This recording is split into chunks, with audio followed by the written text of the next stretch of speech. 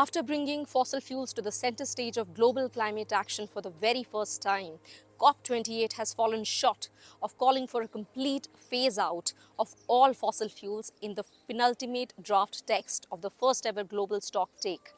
The draft text, which is the fourth draft text released after 2 weeks of negotiations late on Monday, has already faced strong pushback from several countries, including the small island states, the Marshall Islands, as well as the European Union.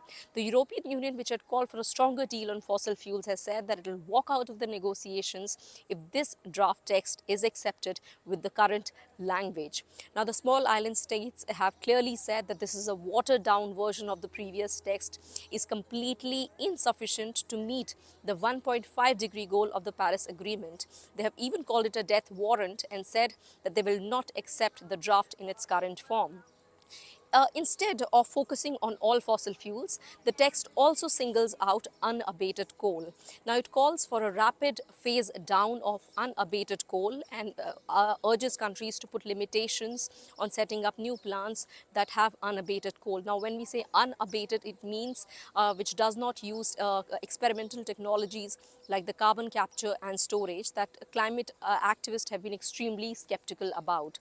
Apart from that, the draft text also falls short of setting a clear roadmap for climate finance and also for doubling the adaptation finance. Now, there has been no visible attempts to define climate finance, which is the main central element for climate action and also for the developing countries, which need stronger commitment from the rich and the developed countries to deliver the money.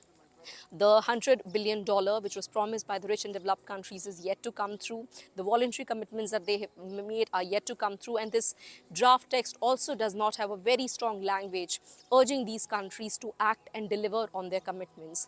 Apart from that, the language around coal could also be a little difficult, and countries in the developing south are likely to object to this language, and this draft text is expected to go further revisions. Over the last few hours, there have been several rounds of negotiations as the COP28 has reached the last day, and countries will try to achieve some consensus on the agreement. Now, this is important because this is the first ever global stocktake, and it will set the roadmap for climate action for the next 2 years. The countries post the agreement acceptance will be urged to step up their climate pledges according to the agreement which will be signed today. Now, this is the fourth draft text which the negotiators have arrived at after 2 weeks of rocky negotiations. However, with the stronger pushback, it is now expected to undergo further revisions, and COP28 will come out with another draft in the next few hours, and will bring you all the updates from COP28 here in Dubai.